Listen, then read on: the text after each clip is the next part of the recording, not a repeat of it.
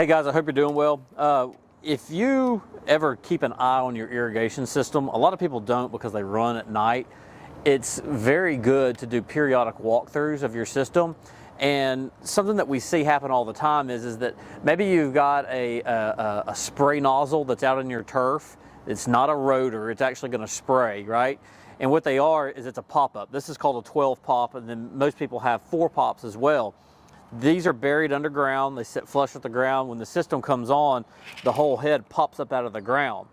Now, sometimes what we see, especially with older systems, it's all operated off of a spring.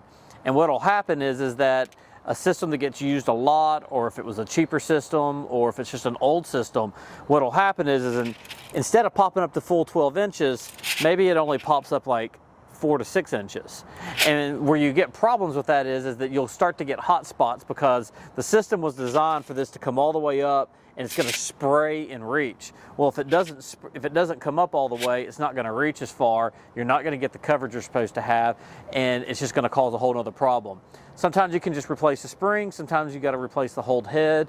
It's just something you need to keep an eye on, though. So there's just a little tip for you, a little troubleshooting if you're having some problems with your system and can't figure it out.